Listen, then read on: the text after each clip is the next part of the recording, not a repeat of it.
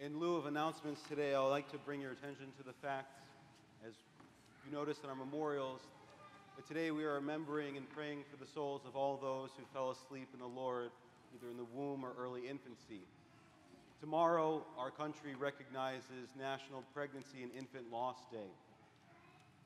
This is something that the church ministers to, sometimes to varying degrees of success, most often in a very private way, if at all. And yet, through the efforts of one of our own parishioners, Stephanie Meek, the opportunity to minister to the needs of women and families who have lost children has not only been celebrated here today in our parish, but in other parishes across our metropolis.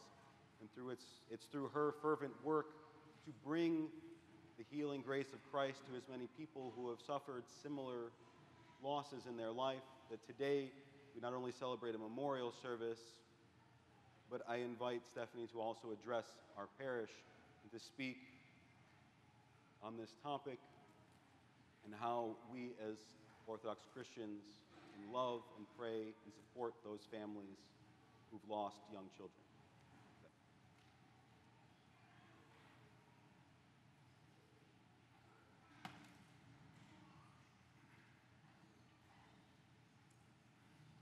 Good morning.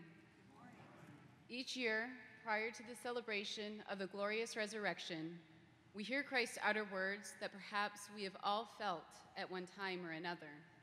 In an incredible expression of his humanity, he boldly asks the Father to take the cup of death from him. Today, we will discuss a cup from which 1 in 4 women drink. This cup breaks, it isolates, it burdens, and in some ways, it never completely mends. Pregnancy and infant loss is a topic about which there is a deafening silence.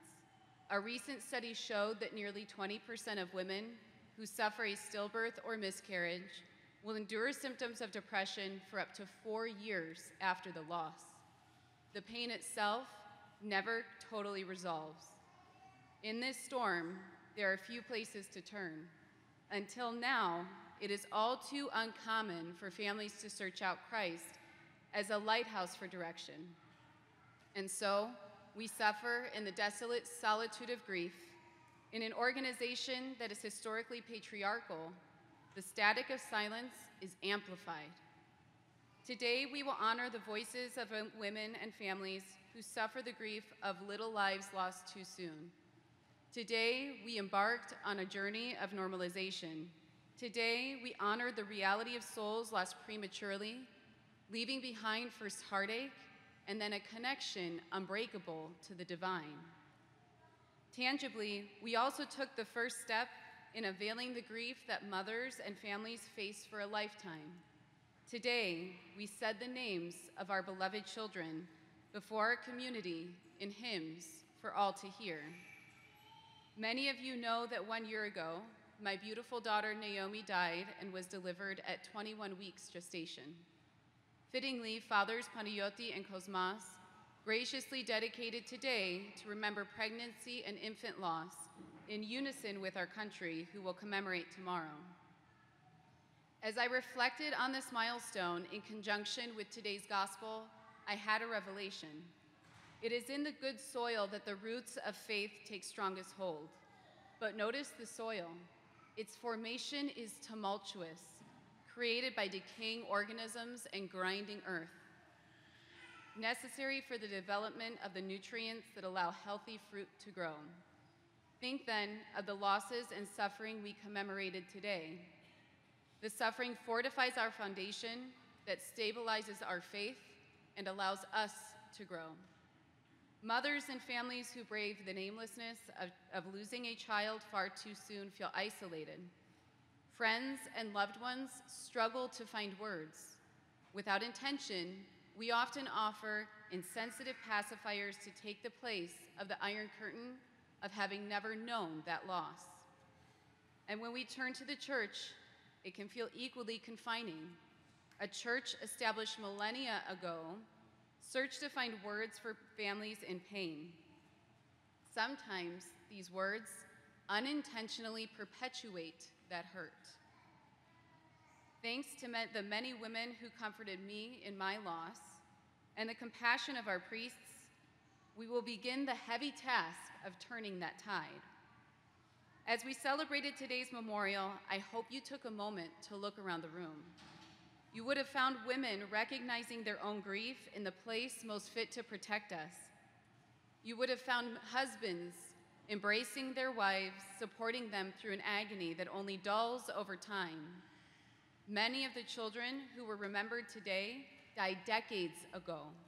The women who shared their stories with me had tears in their eyes, an illustration of the depths to which this heartache extends.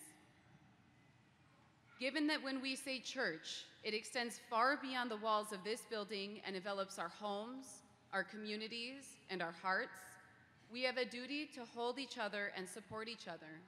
We have an obligation to explore this unknown territory to find empathy for our sisters and brothers in pain. By participating today, we have taken a first step to that end. To the families who remembered their children today, I want to share with you a quote that gave me incredible comfort in the depths of my grief.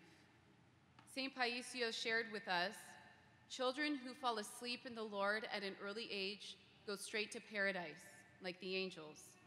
And when their parents pass away, these little angels welcome them in heaven with lit candles. Parents are spiritually rewarded by their children angels."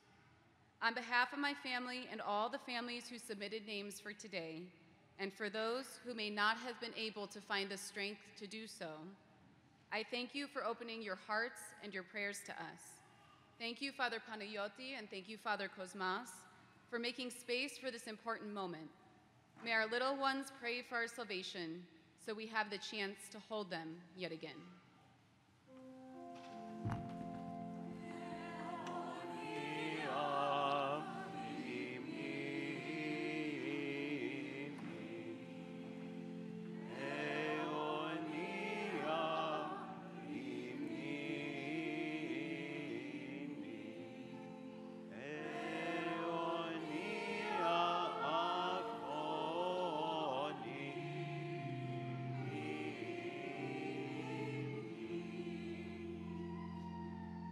May their memory be eternal. May God bless you and keep you today and always.